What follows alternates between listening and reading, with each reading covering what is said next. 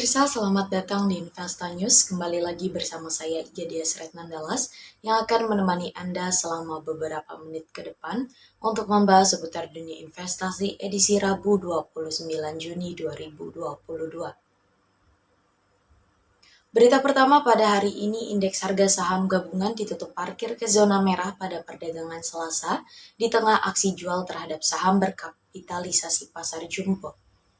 IHSG membukukan penurunan 0,28% ke level 6.996,46. Adapun sepanjang perjalanan, IHSG bergerak di rentan harian 6.960,07 hingga ke level 7.012,21. Kapitalisasi pasar tercatat sebesar 9.157,14 triliun rupiah dan saham yang diperdagangkan sebanyak 19,49 miliar rupiah dengan nilai transaksi 12,8 triliun rupiah.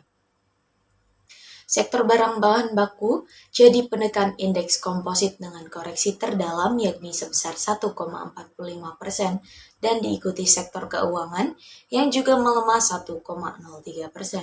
Di seluruh pasar, investor asing terpantau melakukan aksi jual bersih sebesar 1,49 triliun rupiah. Saham-saham berkapitalisasi pasar jumbo marak dilepas asing. Saham PT Bank Sentral Asia membukukan net foreign sale 629,7 miliar rupiah. Disusul saham PT Bank Mandiri yang juga dilepas asing dengan net sale 159,5 miliar rupiah dan saham PT Telkom Indonesia sebesar 130,1 miliar rupiah. Selain itu, saham PT Bank Rakyat Indonesia juga dilego asing sebanyak 84,3 miliar rupiah. Sementara itu, saham PT Unit Tractors masih dikoleksi asing dengan net buy 52,2 miliar rupiah. Terdapat pula saham PT Indofood CBP Sukses Makmur yang dibeli asing sebesar 32,2 miliar rupiah dan saham PT Merdeka Copper Gold sebesar 27,3 miliar rupiah. Pelemahan IHSG sejalan dengan indeks SP500 dan Nasdaq Composite yang juga mengalami koreksi masing-masing sebesar 0,30% dan 0,72%. Pelemahan bursa saham Amerika Serikat tersebut juga bersamaan dengan kenaikan imbal hasil surat utang Amerika Serikat 10 tahun yang naik ke 3,20%. Kenaikan yield Amerika Serikat tersebut merespon pernyataan Jerome Powell yang mengatakan bahwa kenaikan tajam suku bunga dapat berdampak pada peningkatan pengangguran. Berita selanjutnya datang dari proyeksi IHSG. Pelaku pasar masih berada dalam posisi wait and see. Pelaku pasar tengah mencermati kebijakan berbagai bank sentral di dunia menghadapi potensi kenaikan inflasi hingga resesi ekonomi. Hari ini analis menilai pergerakan IHSG akan dipengaruhi penantian pelaku pasar soal pernyataan Presiden European Central Bank Christine Lagarde di ajang European Central Bank Forum. Di ajang yang sama, Gubernur Bank of England Andrew Bailey juga akan menyampaikan pidatonya. Pelaku pasar berharap memperoleh penilaian bank-bank sentral besar atas efektivitas kebijakan moneter ketat terhadap upaya menekan angka inflasi. Mengingat tingkat inflasi di Amerika Serikat, kawasan Eropa dan Inggris masih relatif tinggi per Mei lalu. Tulis Valdi Kurniawan, analis Pintraco Sekuritas dalam risetnya. Valdi menganalisa IHSG sejatinya berpeluang mengalami rebound menuju 7.050, tapi syaratnya IHSG harus bisa kembali ke level psikologis 7.000 hari ini. Sekedar mengingatkan, kemarin IHSG ditutup turun 0,28% ke 6.996,46. Di sisi lain, Valdi juga menyarankan investor mewaspadai potensi terjadi koreksi lanjutan. IHSG bisa bergerak menuju support di kisaran 6.930 hingga 6.950 jika IHSG tertahan di bawah 7.000 pada perdagangan hari ini.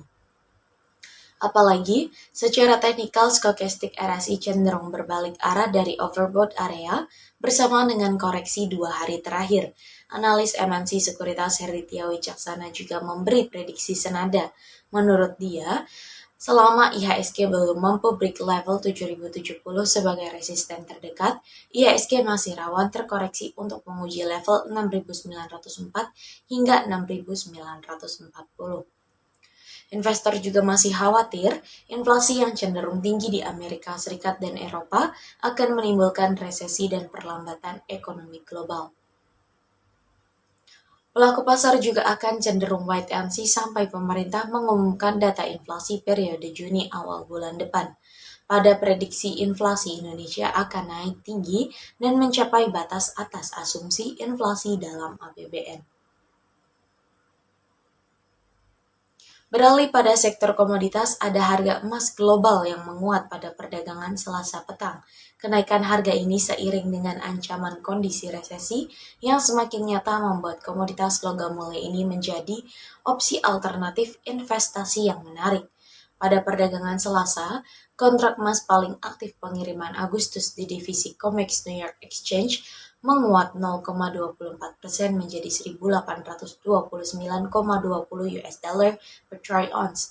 Di pasar spot, harga emas juga menguat 0,29% ke level 1.828,09 per troy ounce. Sementara untuk indeks dolar Amerika Serikat melemah di level 103,67.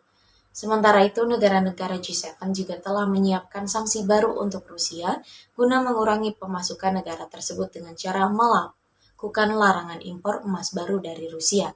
Dari dalam negeri, harga dasar emas 24 karat antam ukuran 1 gram dibanderol Rp988.000, turun Rp6.000 dari posisi perdagangan sebelumnya. Harga buyback emas antam terpantau berada di level Rp866.000 per gram, turun Rp7.000 dibandingkan dengan perdagangan sebelumnya.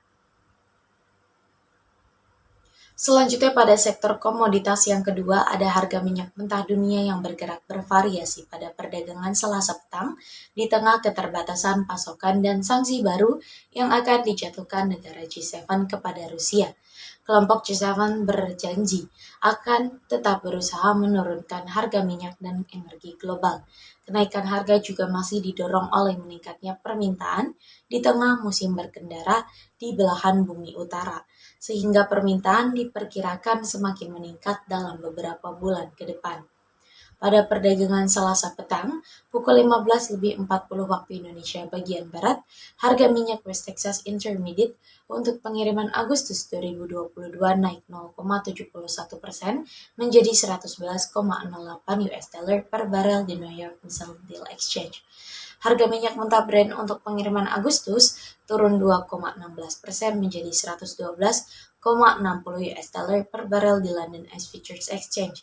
Sanksi baru yang telah disiapkan G7 yakni berupa sanksi finansial yang akan dijatuhkan kepada Rusia guna mengurangi pemasukan negara itu. Kelompok G7 juga akan melakukan pembatasan terhadap harga minyak Rusia. Sementara itu, kenaikan suku bunga di negara-negara ekonomi utama menyebabkan dolar Amerika Serikat menguat dan menambah kekhawatiran tentang resesi global yang makin membuat ketidakpastian harga minyak dunia. Berita penutup kita pada pagi hari ini ialah permintaan dolar Amerika Serikat yang meningkat membuat mata uang Garuda kembali loyo. Selasa 28 Juni lalu, kurs rupiah di pasar spot melemah 0,23% ke Rp14.830. Kurs referensi Gisdor melemah 0,24% menjadi Rp14.837 per dolar Amerika Serikat.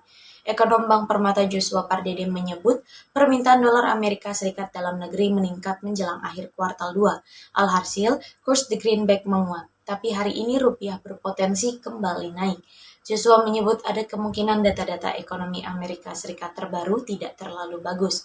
Salah satunya data PDB kuartal pertama yang diprediksi turun 1,5%. Tapi prediksi Komisioner HFX Internasional berjangka, Sutopo Widodo melihat kurs rupiah masih rentan melemah. Alasannya, Bank Indonesia memilih mempertahankan suku bunga acuan di level 3,5%. Sutopo memprediksi hari ini rupiah akan bergerak antara 14.725 hingga 15.000 rupiah. Hitungan Joshua, rupiah akan bergerak di area 14.800 hingga 14.900 rupiah per dolar Amerika Serikat. Berita tersebut menjadi berita penutup kita pada perjumpaan pagi kali ini. Saya Gedia Sretnandalas pamit undur diri, sampai jumpa.